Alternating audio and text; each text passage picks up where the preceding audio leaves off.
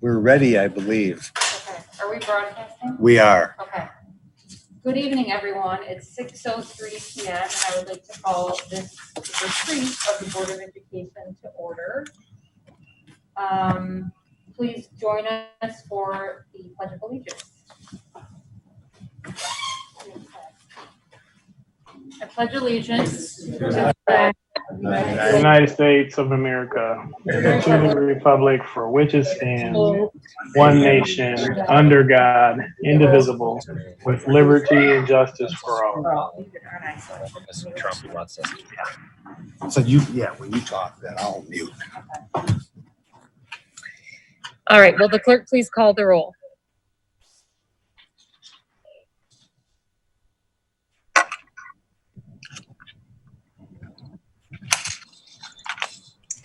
Dr. Beverly, Present. Dr. Body. I'm sorry, did he say something? Yep, he's here. Okay, he's here. Okay. Dr. Burrows, Here. Ms. Hodgen, Mrs. Lawrence, Here. Mrs. Little G. Here. Mr. Lopez, Present. Dr. Rodriguez, Present. Mrs. Willis. Present. Quorum is present. Thank you very much. Any additions to the agenda? Seeing none, and I know that we have not received any submissions for public comment, so we're going to move right on.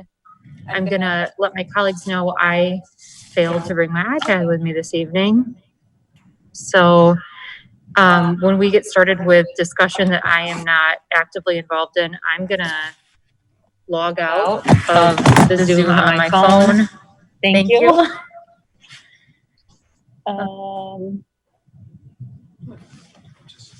I'm obviously still here, but I'm just going Ms. to President, so that I don't have to hold my phone. Yes. we are recording this meeting. Yes, we are Okay, recording this because- meeting and it's being broadcast. Thank you.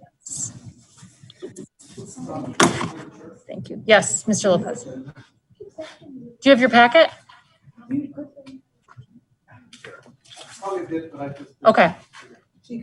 No problem. No problem. What do you need? Yes.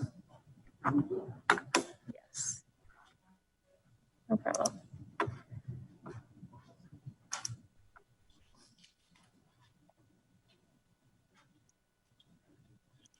I'm just making Missy a panelist.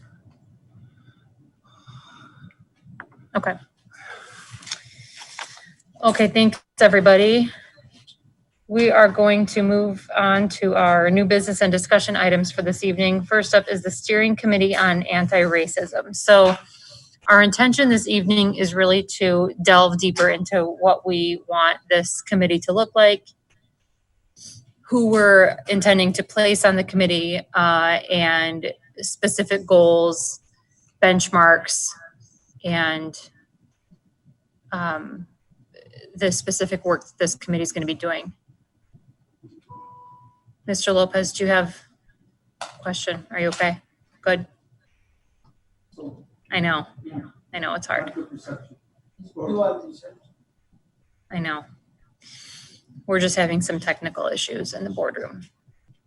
Okay, so Mrs. Willis, Dr. Beverly, do you want to go ahead?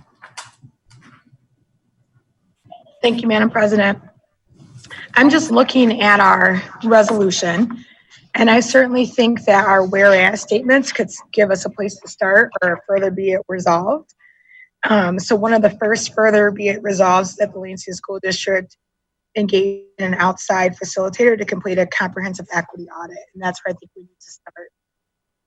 So I would yield to our administration to see if that's something we would have to an you don't call it, or an RFP together for, or anything like that, for an equity audit.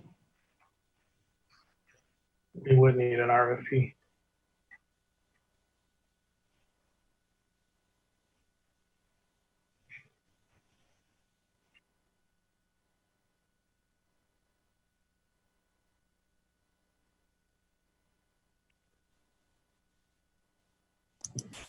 I think the limit's around $24,000 right now. So it would depend if you have someone in mind, we can check it out and do whatever you wish. Thank you. And so Dr. Beverly, did you have any leads or recommendations on who we could engage in that audit? There are several groups that I know and individuals I know that could do this work, but I think it's important to honor some of the work that has already occurred in the district. I know that folks who have been engaged in the REAP grant have been using a particular resource around equity, and I would first seek to build on that prior work. Perhaps Dr. Diaz or Ms. Benavides could speak to, or Dr. Chapman as well, could speak to those resources and what that work looks like, or even Ms. Black.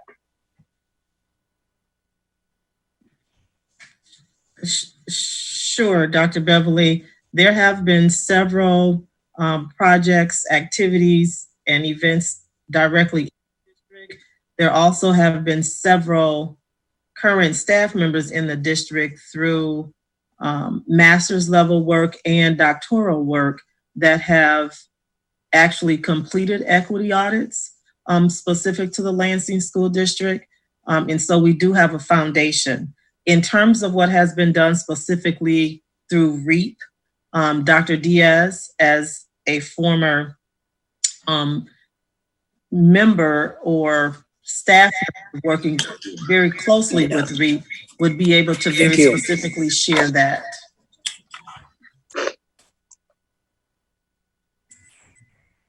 Good evening, everyone. In terms of the work that I was directly involved in with REAP, we have taken a look at a lot of different data around teaching practices. We used iCollaborate data in particular to do some heavy lifting around what's happening across the district in terms of student voice and engagement around instruction. And that is something that I do think could be a great starting point. We have a number of pieces of data that are tied to equity type of audits that I think we could really pull in together and provide as a foundation, at least a starting point. It wouldn't be this year's data, but it would be over the last several years that this work has been done in pockets.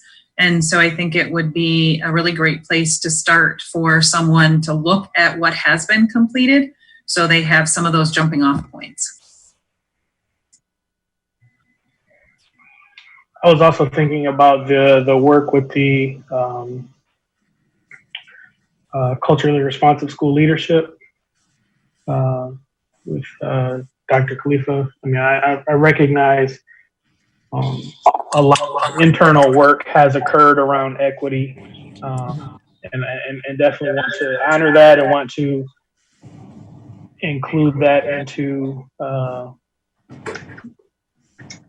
this work moving forward. But I do also believe there's a need for an external voice. Right. And so I was thinking about perhaps Dr. Khalifa, as folks are already familiar with the work and the framework, could potentially play a role. Now, Dr. Khalifa isn't the only one that does this work. This feedback is killing me. I don't know how to fix it. It's definitely wearing me out. I know that there are a lot of resources on campus. Of course, the campus piece would come with, a set of biases as well. Folks who, live in the community or at least adjacent to our community. And so I don't know if that's necessarily the route to seek. But I do think that there are lots of options that we could consider, and an RFP to me makes sense. Mm-hmm. Yes, Dr. Beverly, you're right. We did do some very intentional work around Dr. Khalifa's book and culturally responsive leadership, specific to our aspiring leader group a couple of years ago, as well as offering those opportunities to our principal group, broader community as a whole. So thank you for bringing that to light. And I think that's another, this conversation isn't starting from ground zero, but I think some additional focus and guidance around that work would be important and meaningful to our school district community as we move forward. Dr. Beverly, if I can add, this week we convened our annual administrators retreat, and we were fortunate to have 4 nationally acclaimed keynote speakers that focus on equity and anti-racism in schools, namely Dr. Tyrone Howard, Dr. Tia Glass, and Dr. Linda Clyde-Wayman. So our administrators were very immersed and have now really grasped what we need to do here in the district. So I just wanted to kind of plant that seed as well to say, as an executive team and within the instructional division, we deemed it necessary for our administrators to be, I won't say exposed, but have an opportunity to hear how we can tackle this as an organization, and very specifically at the school level. And those sessions were very, very rewarding for all of us. Thank you. Add, I would definitely want to hear from Ms. Black, please. yes, if I could add a couple more points to that. Through the STAR grant, this summer we started a STAR Expert webinar series, which a lot of that work focused around CRPBIS, implicit bias, strategies for effective conflict resolution, and working with diverse populations.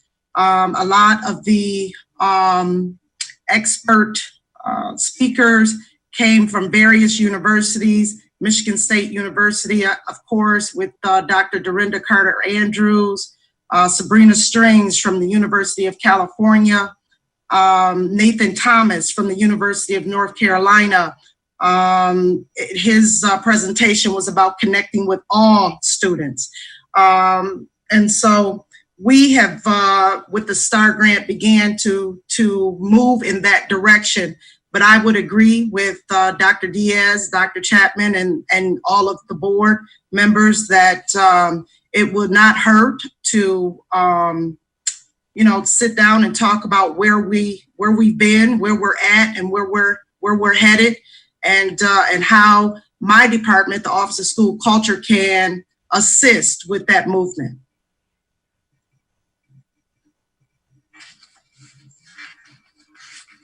Thank you.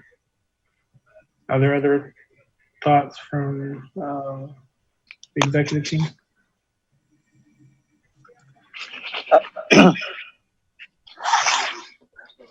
Sam, you're on mute. I would also add that Dr. Howard will be speaking to our opening staff meeting on August 26th. So he'll be speaking to our entire staff. He's a keynoter for that day.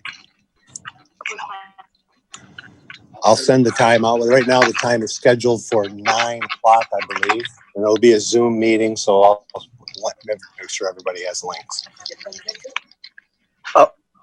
Madam Chair, I apologize, but I finally got it on my iPhone and I have this good reception now in terms of voice. But I missed all of what, board member Dr. Body said.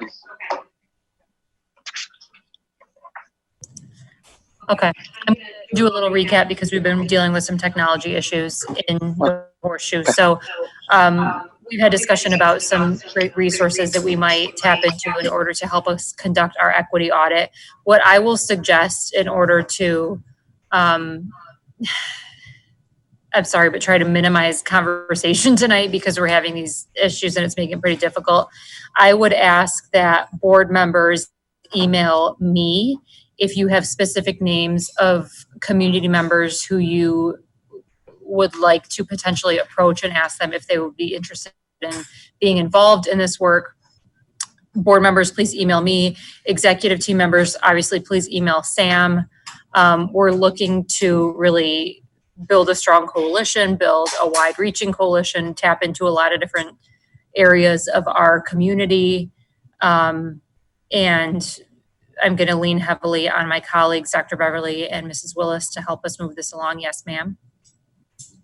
Before we go down that road, because I understand maybe having a robust conversation today is not the best facilitated, I would like for us to at least have an agreement as a body on what we would like to see, like what representation, what industries, all of that do we want to have as part of the team. So personally, I'm thinking about the different steering committees that we've worked with in the last 5-ish years.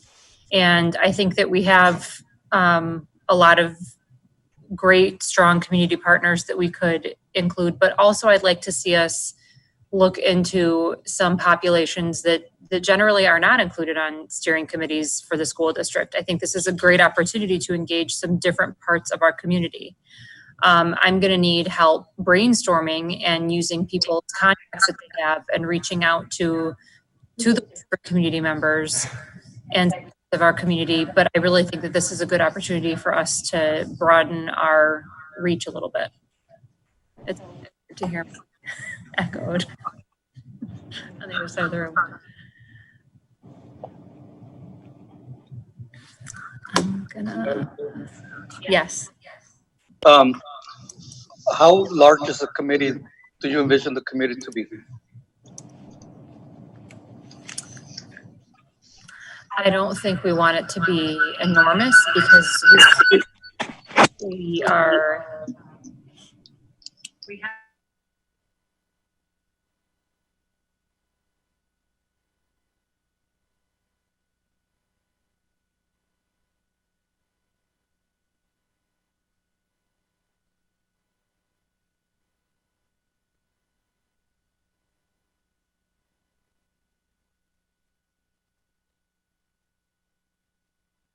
teacher, the student, and the family caregiver. Virtual versus traditional classrooms. We know that the virtual setting will be very much different. And although our students in the Lansing School District during face-to-face instruction have an opportunity to do a lot of their work virtually, the actual instruction, and when it's 100% virtual, it will look different because of the screen-to-screen component. However, as delivered and as promised on July 16th, when we first rolled out or shared our recommendation, the day of screen-to-screen instruction in the Lansing School District will be as close to a face-to-face experience as possible. The fourth consideration is SEL, coupled with CRPBIS, or culturally relevant positive behavior intervention support. Through those two items, SEL, CRPBIS, we will definitely adhere to our promise, our deliverable of focusing from a holistic approach to educate our children during this time. And finally, we needed to determine the non-academic supports that we would need to embed into the school day while screen to screen with our students. As a point of clarification, synchronous versus asynchronous. Synchronous instruction will be the live instruction. Live instruction will occur on a daily basis in the Lansing School District. That live instruction will also be recorded every lesson, every day during the synchronous time. Students, caregivers, parents will at any time, once that live synchronous time is recorded and posted to the teacher's Google Classroom, they will be able to view that learning over and over again. Keeping in mind that during that live or synchronous time, students all learn at the same time. Communication happens in real time. The teacher will be able to see an entire class. So there will be several boxes, just like if they were sitting in front of them in the school setting. The students will be able to interact with one another. It's very important that our parent community and our community supporters and partners know that the live instruction that will be recorded, that recording will be of the teacher only. It will not include the recording of our students. Synchronous or live instruction is definitely very engaging and effective.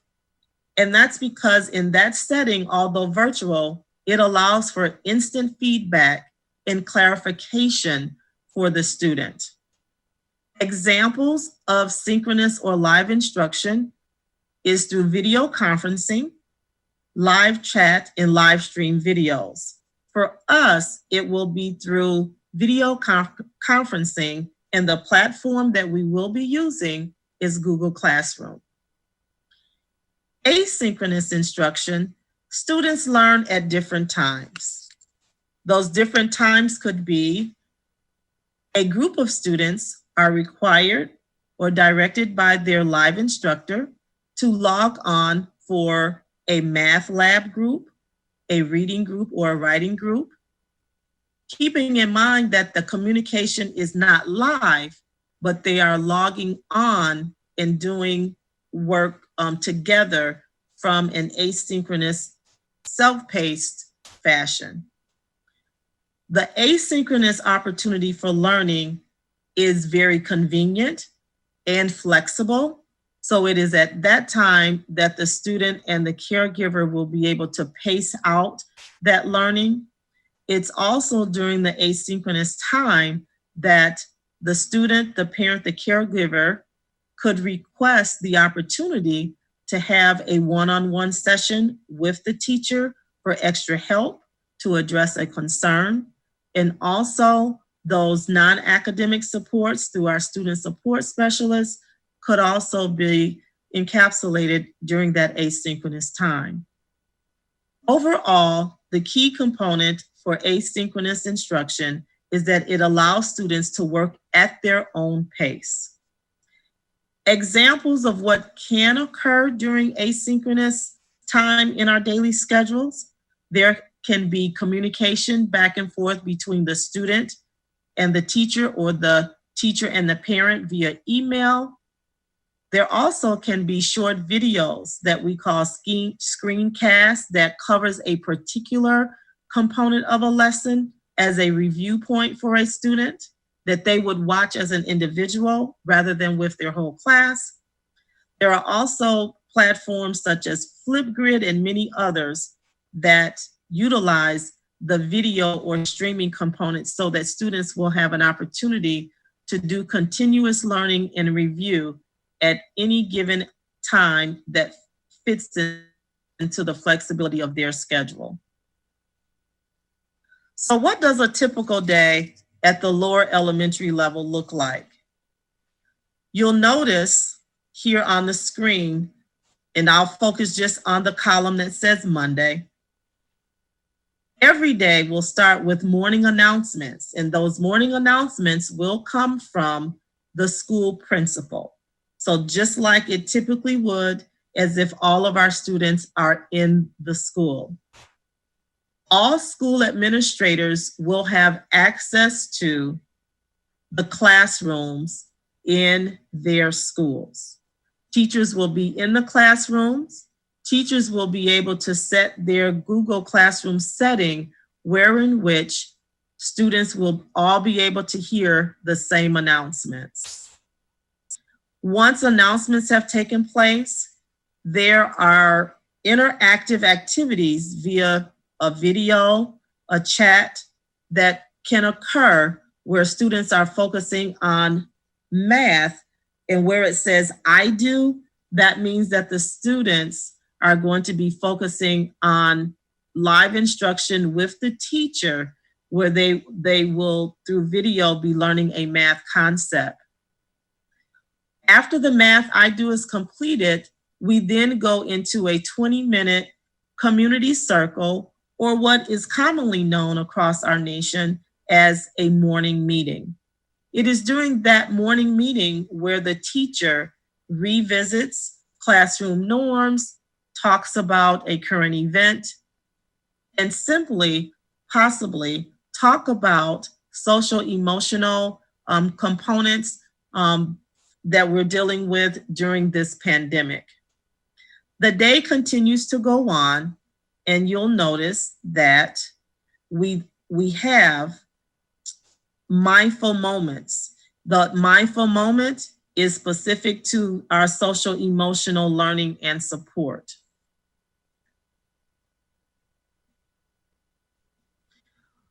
Please know that the darker shade of blue in the Monday schedule, that is when the live or synchronous instruction is occurring.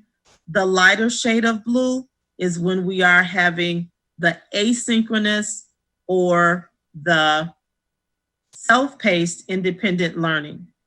So let's focus just for a moment where it says from 10:05 to 10:35, the math you do,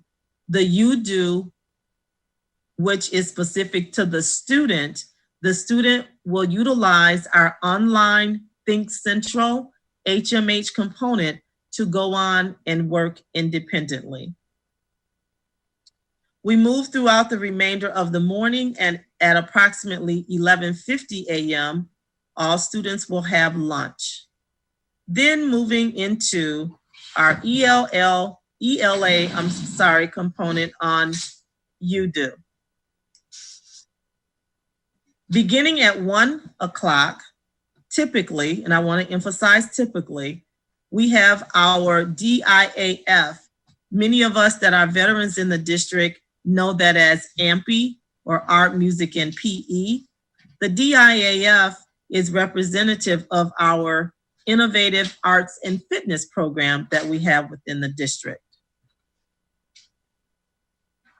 Once we are completing, or once we have completed a DIAF session, moving into closing our day. Closing the day, you'll notice that it is the darker shade of blue. That's where we will have our closing circle, very similar to our morning meeting. During the closing circle, we will have a social emotional check-in, questions for the day. Students will be able to share one thing that they've learned and possibly have a read aloud. Very important during that closing circle or that closing meeting, you'll notice that it says exit tickets. It's during the exit ticket exercise that will be submitted. That is our means of calculating or collecting and verifying attendance. Once the exit ticket is submitted, there will be a 30-minute time frame where students can schedule and participate in live student conferences with their instructors. We then move for the last 20 minutes or so of the day. Students will go back into asynchronous learning.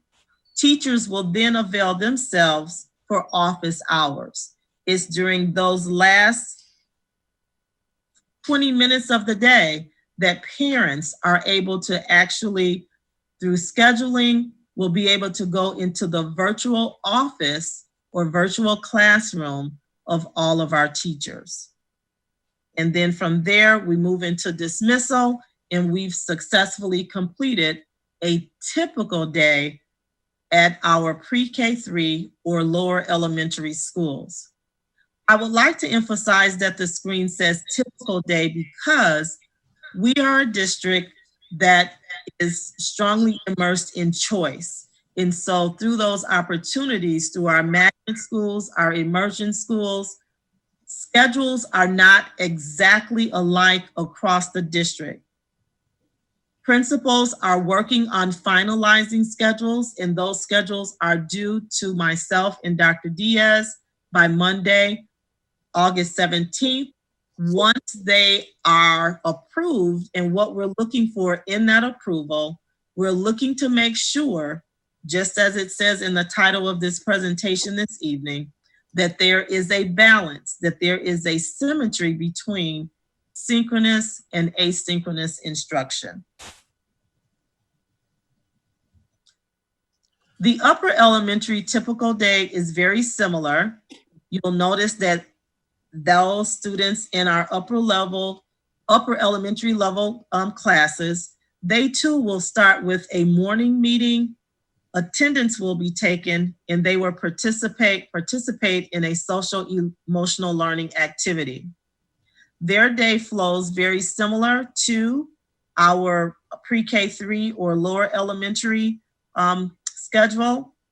Very specifically, as you can see, there is a consistent exchange between live, which is the darker shade of blue for synchronous learning, and then into the lighter shades, which would be asynchronous or what we call independent or self-paced instruction. When we move down into 1040 to 1120 for the upper elementary, you'll notice that that is where blended learning is occurring. That's where the AMPE courses, electives at our magnet schools will take place. And there's also time built into that blended learning model of this schedule where there will be teacher support, time for the students, student academic support, which could come from a mental health specialist or from a student support specialist. And it is during that time, during that asynchronous time, that parent meetings and office hours are able to occur. As we move throughout the day of the upper elementary typical day schedule, you'll notice also that there are built-in brain-based activities, and those are flowing throughout the day so that the students are not sitting in front of the screen for 5.5 consecutive hours.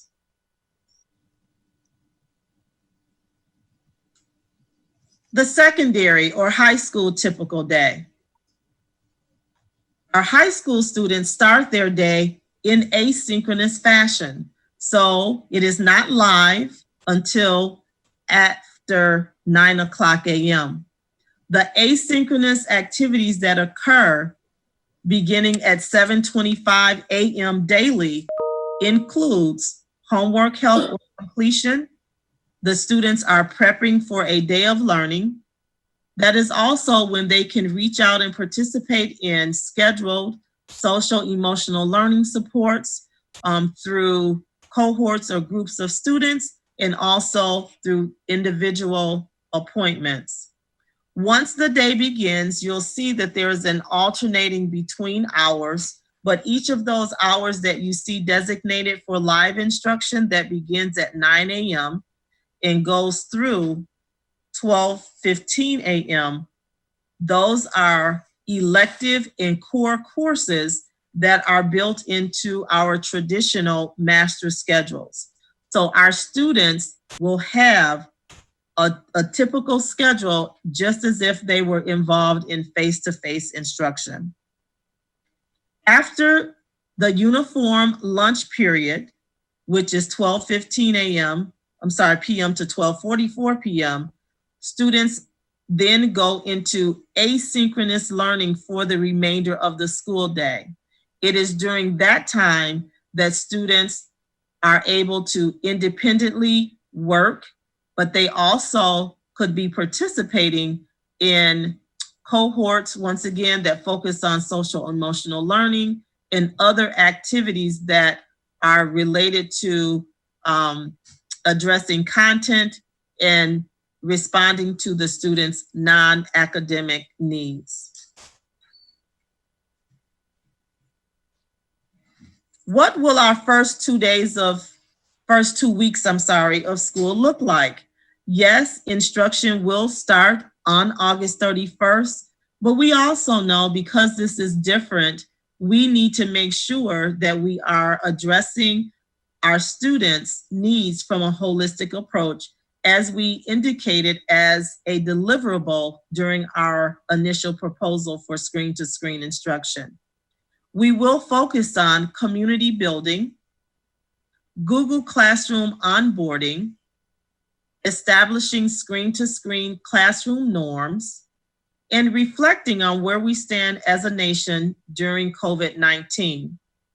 The first 2 weeks of school, we will offer through our executive team and our instructional division support to all of our teachers by providing them with a foundational framework of what the lessons for each of those 4 bulleted items can encompass or can look like. That is the conclusion of what we would like to present this evening on a reimagined day in the Lansing School District. And at this time, I would like to entertain any questions and commentary.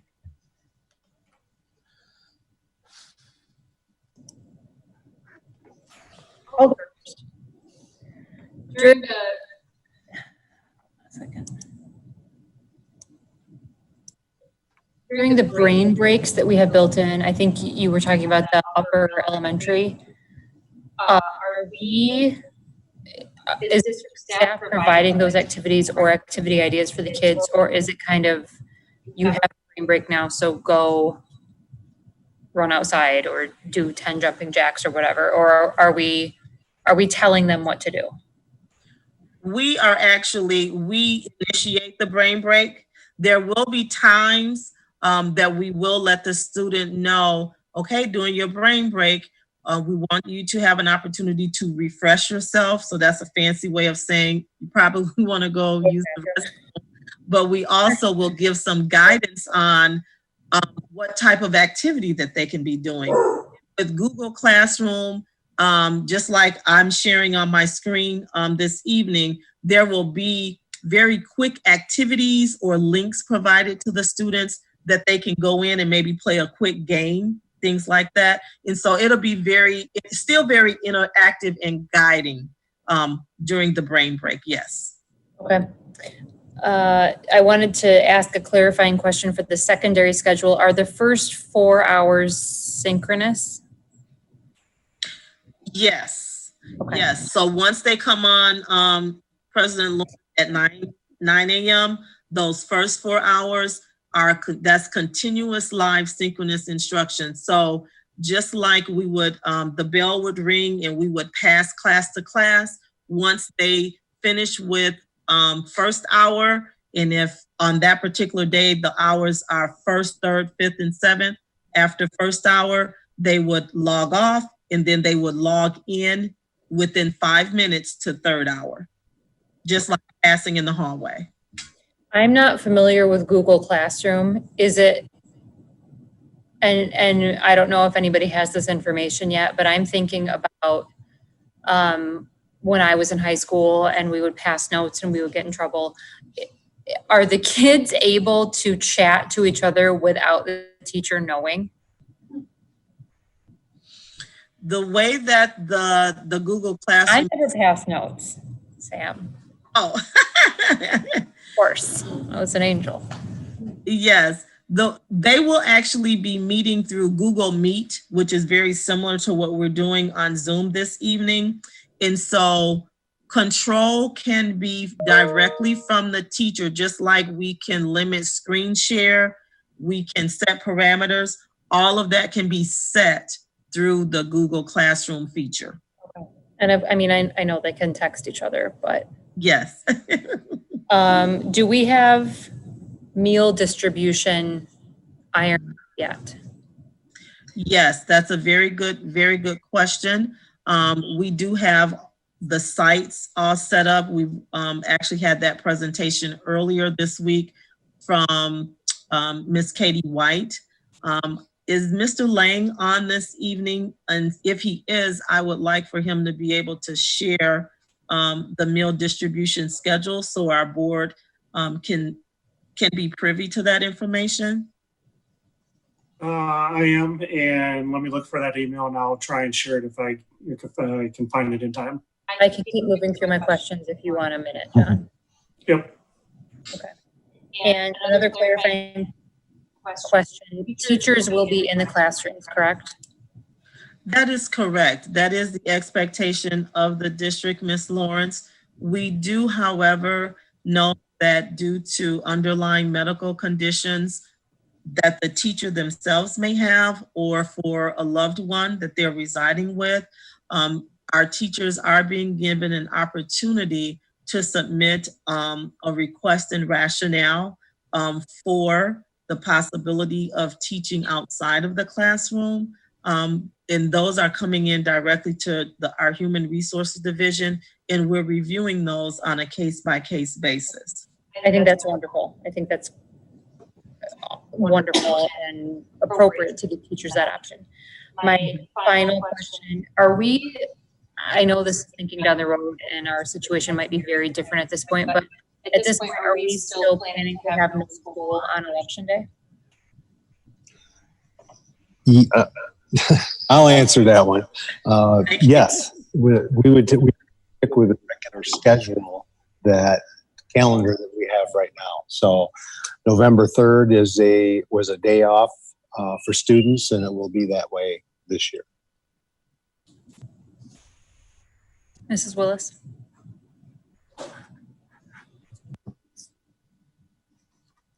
Okay, thank you. I have several questions.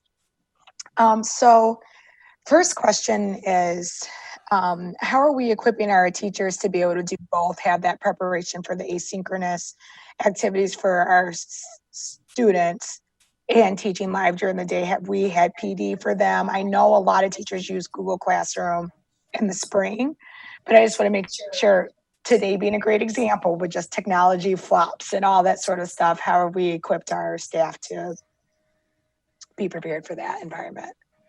Sure, Ms. Willis, we have been offering since the spring, actually, just because we just did not know where COVID-19 was going or what we would be doing for the fall.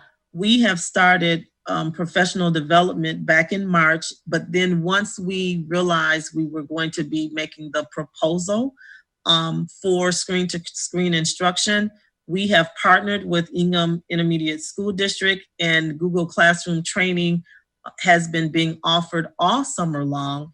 But we also internally have developed our own We Learn Wednesdays that we've been actually pushing out.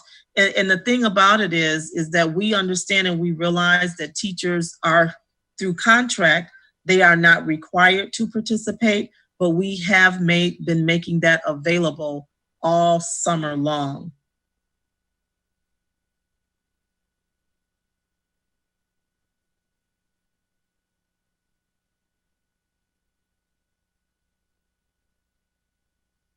To add? Dr. Chapman, would you like me to share the professional learning roadmap? Would you like them to do that? Yes, that would be great. Okay, I'll share my screen here. Oh, I can't yet. I don't know if I can, if I can't get rights, that's okay. I can just talk. No, I need to stop my share. I'm sorry. Oh, okay, that's okay. Mm-hmm. All right. I don't know, can you see this? Yes. Okay. So this was, as Dr. Chapman said, we had professional development opportunities prior to July 27th. That is when this professional learning map or roadmap began. So this was put together by my department, and it creates phases from 1 to 4, and it differentiates by skill. So these are actually opportunities that we are giving out through We Learn Wednesday and other opportunities just from our department, from Kurt Barnum, and also guests that he might have in. So we have recorded all of these sessions. So teachers that are not able to attend, they can watch them right on our link for instructional technology, and we have them all recorded there. They're about an hour in length. One of the first ones that we had 78 participants come. We had another one on Saturday as kind of a rerun of that one, because we had a lot of teachers reach out saying, oh, I heard that was great. Can you, I'd really love to see that live. So Kurt went on a Saturday and had another 65 participants log in. So they are being well attended, and that doesn't even account for the teachers that are watching those asynchronously, if you will. So I just wanted to share part of the plan that we had, and then layered on top of that, like Dr. Chapman said, are other opportunities that we've been pushing out, like Simple K-12 has really great links, and also the Ingham ISD. Thank you. And that's really helpful information. And I guess I'm glad to have that. My question, to be more direct, is not whether or not we've offered the training, because I have no doubt that we're on top of that. I guess it's more that we have this plan. Now we know this is what we're doing. Have we equipped our teachers to be prepared, like do a mock day, or like, and that's fine if that's something the principals are responsible for. But I just want to make sure that our teachers know about this plan and have, specifically to this plan, have some preparation and planning around being prepared for the start of school. So that was more my question. So I'm glad to know that the technology component of the training has been offered and available, but just really wanted to make sure that the teachers have the buy-in that they need to get through these days, just like our families do. And sort of along that line, so the asynchronous part of the day, we are all concerned about the kids just being in front of the screen way too long during the day. So I sort of have two questions about that. I know that you mentioned in some of the asynchronous activities, it could be AMPy, it could be innovative art and fitness, it could be the brain time. But are we making sure that they are non-screen opportunities? Because it sounds like it may be a little bit of both, and I just want to make sure that we are emphasizing non-screen activities during that asynchronous time. But at the same time, my follow-up question to that is, how are we doing accountability to participation in the asynchronous time if it's non-screen time? Because Miss Lawrence may not have passed notes, but I skipped school, and if I had my afternoons off to do asynchronous activity, I'm not sure my participation would be great. So just throwing that out there.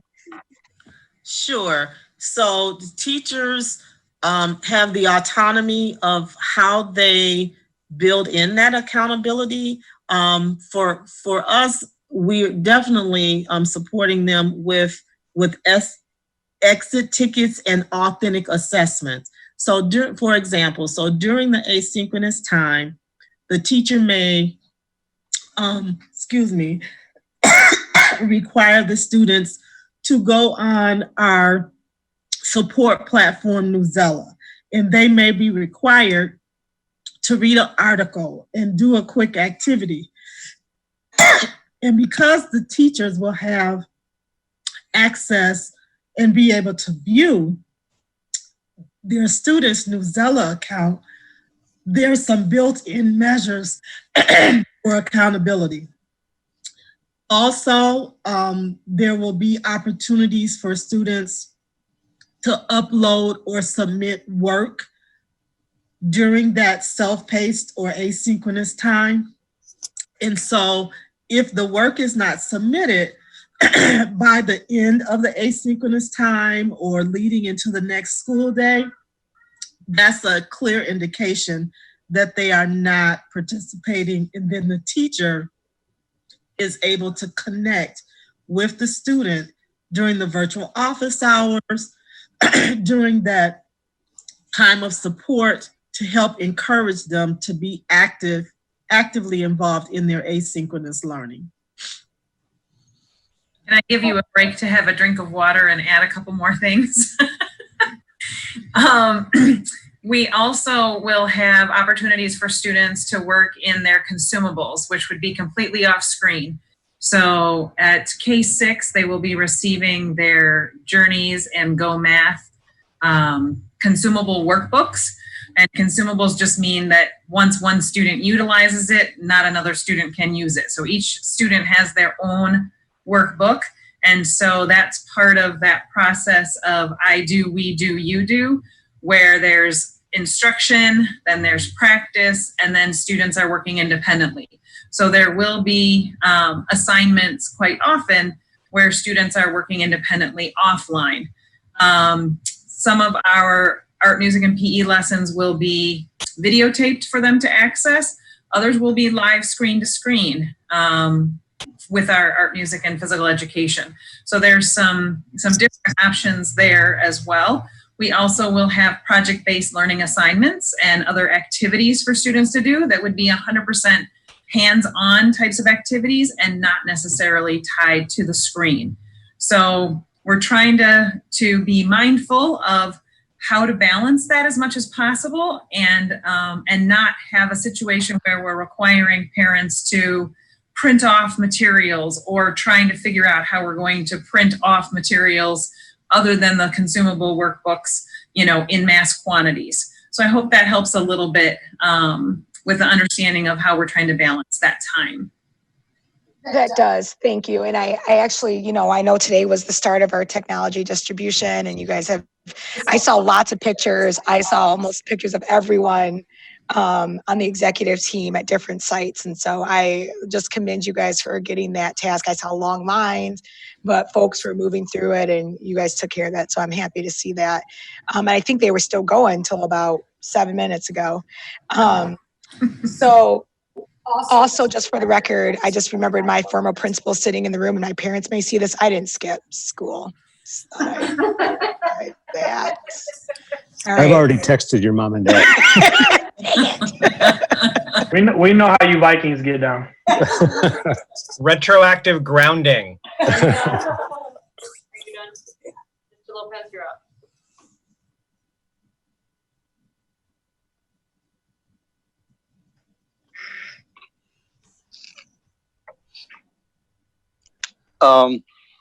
Okay, I think Ms. Willis took two of my questions already, and it was in terms of teacher preparation. And I think that it was said that teachers are not required to attend. Is that right? To trainings? Well, that is correct because they are during not the summer. During the summer months, there's not a requirement for, it's vacation time. Many teachers train anyway and do it anyway. We do have some trainings that we offer during the summer months that are paid by REAP to attend. So it's been typically voluntary right now. Schools through their school improvement team will plan for PD throughout the year, and I'm sure this will be a big topic this year that maybe it hasn't been in the past.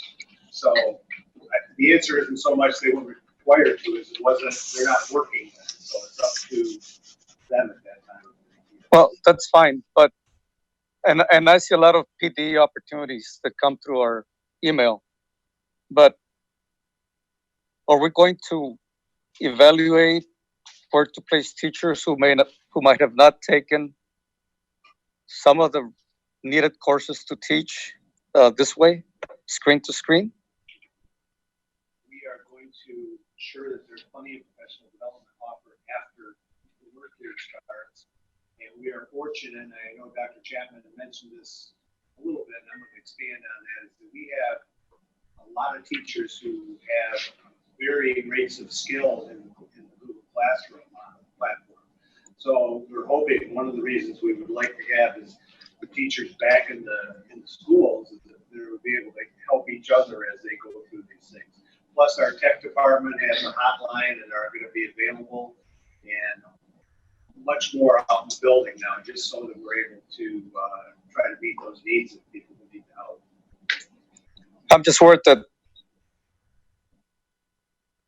kids would then might not have a teacher who's up to speed at the beginning of this session and are going to fall behind in some way.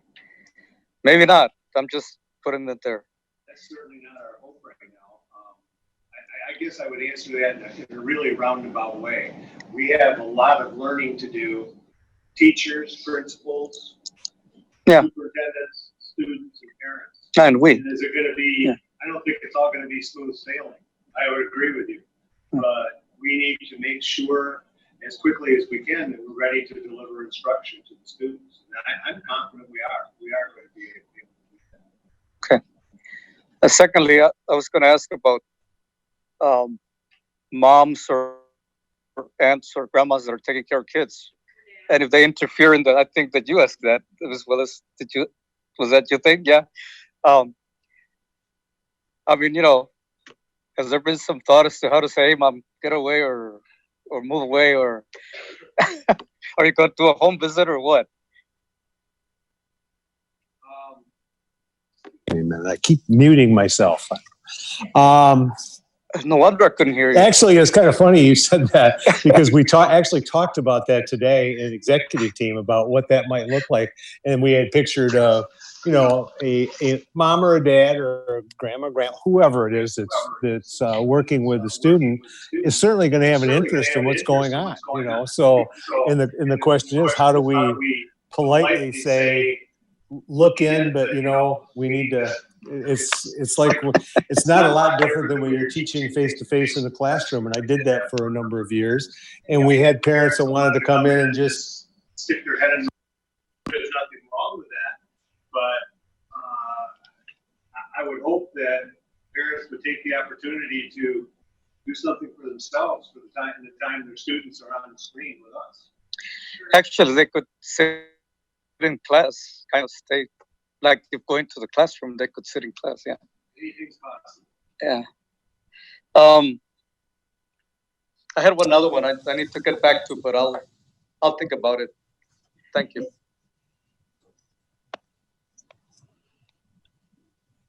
Thank you.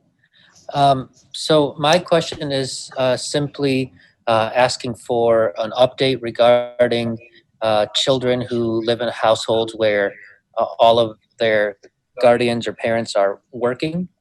So have we identified some locations, whether it is buildings in our district with computer labs where they could go to attend their classes remotely, or have we identified spots in the community where parents can drop off their kids on their way to work?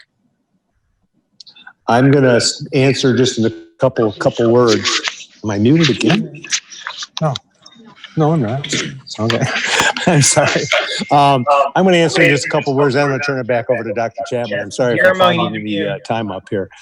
We have been working very hard with community partners. We're getting close to announcing some stuff. But we have, it looks like space right now, as things work out, for about 600 students over the district. And we know that's not enough. So we're going to keep trying to work on it. But that's a dilemma for us, and that's a real problem because we're putting a great deal of pressure on families that they're not used to, and this is going to be going into the 4th, 5th, or 6th month, as if you think about it. So we're not done yet, we're not there yet, but we're getting close. Dr. Chapman, do you want to add anything, and I'll step back out of the way? Sure, thanks, Superintendent Copy. So yes, we have several community partners that will be partnering with us to open and execute learning labs.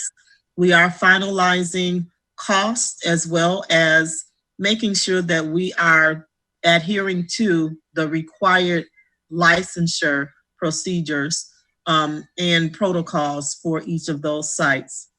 We will be rolling out, hopefully within the next week, so that parents can begin the application process for those sites so that we can provide both the site and the family with the schedule, the drop-off pickup, and all other elements that will be included in those learning labs.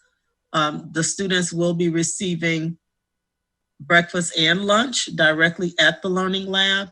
And we definitely will be reviewing consistently with those that are participating the guidelines through CDC that will be a requirement for them to adhere to if they will be participants at those sites.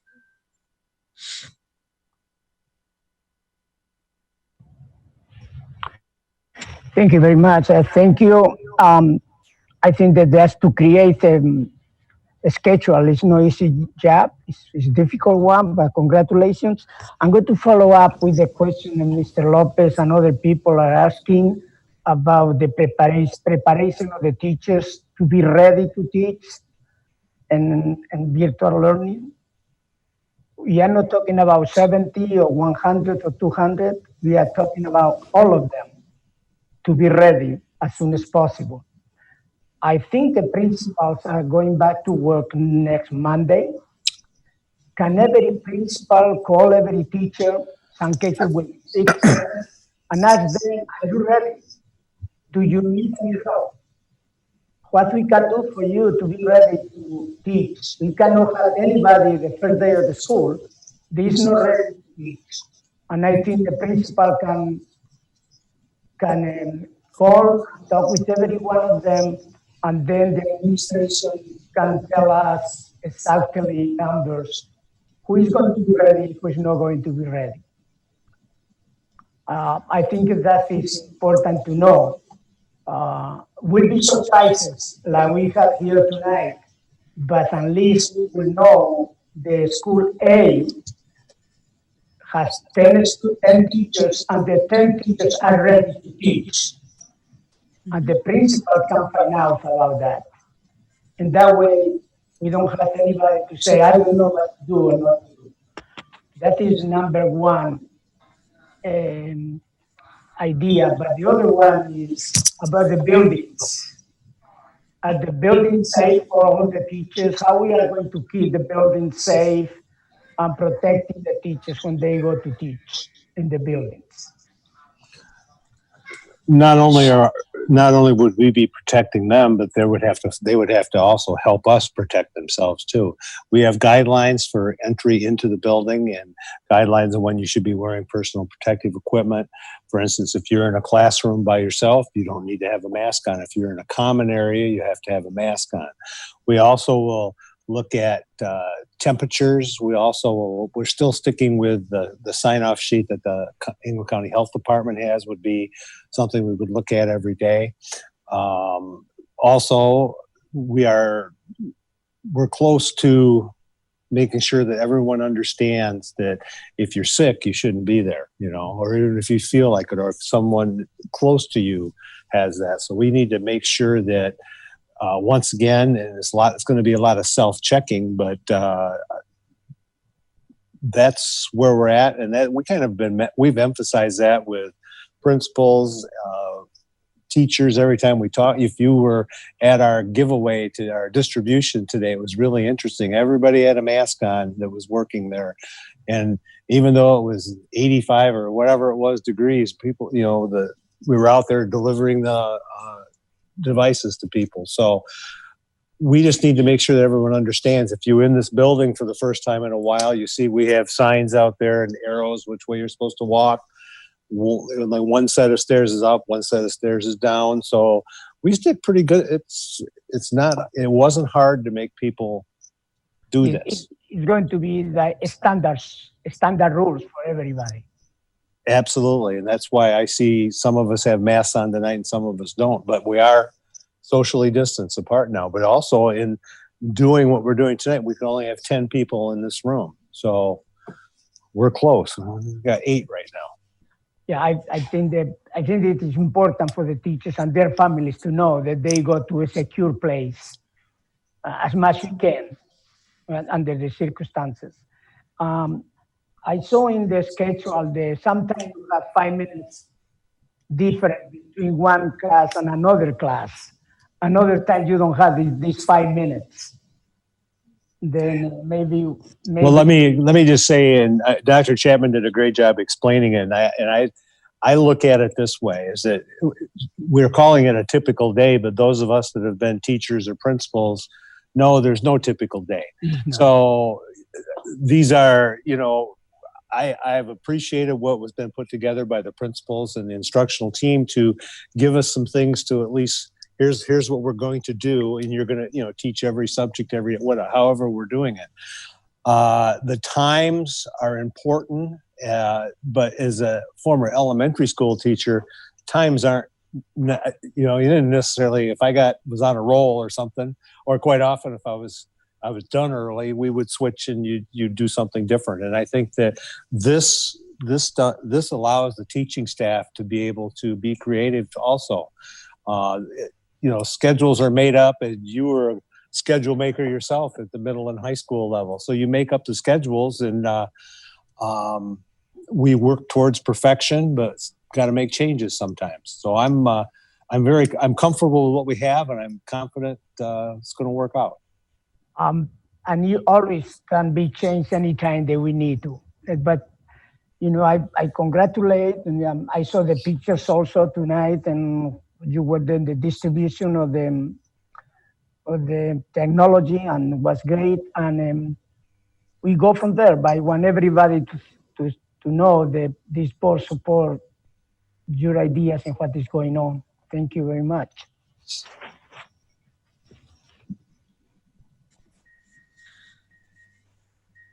Thank you again I'm just blown away with the level of detail and the layers of thought that have gone into all of this. And I feel really confident and secure in the work that the executive team has done and the departments have done to get this going. My question is more about the parents, and maybe this isn't the right time to be having that conversation, but more about like what is expected of parents. As a parent who works from home right now, I'm thinking, could I actually do this with 2 kids in their places and me working? Is that, or do I have to figure out if I have to try and vie for one of those 600 spots? That's kind of the thought process that I'm going through right now. And I'm sure many working parents are trying to think like, is this something I could actually be sitting in another room doing? It was interesting to hear you say, maybe we don't want the parents all over this all the time. So I guess that's just my question is, when can we have a deeper conversation about parent expectations, parent onboarding, helping people navigate what type of preparations they should be trying to make right now? I mean, you know, I'm also thinking, well, maybe I should be like connecting with 2 other families and we alternate days at each other's houses, or maybe I should be paying someone to come in and do it. Like these are all the things that are overwhelming us right now as parents. So when can we have that conversation? So you're talking about a board conversation? Is that what you're talking about? Yeah, a board conversation, a communications plan, you know, just a way to help parents, to guide us through, like, what are we supposed to do in the next 2 weeks to get ready for this? I am going to turn it over to Dr. Chapman for this. I have some thoughts, but I'd rather hear the real thing. Go ahead, Doc. Sure. Thank you, Superintendent Copy. So we do have a screen-to-screen parent guide that is being created. We also have a teacher guide. And so the screen-to-screen instruction is very methodical. And yes, Ms. Lilji, there definitely needs to be onboarding. So those guides will be in print and will be provided to our families the week of August 24th through the 28th during the Essentials Pack pickup. We also, through Parent University, have been in deep discussion, and our first 2 sessions have been well attended. And those videos or video links for parents who were not able to attend, those are going to be published and available through our website by close of business tomorrow. So the onboarding, the communication with our parents is already well underway.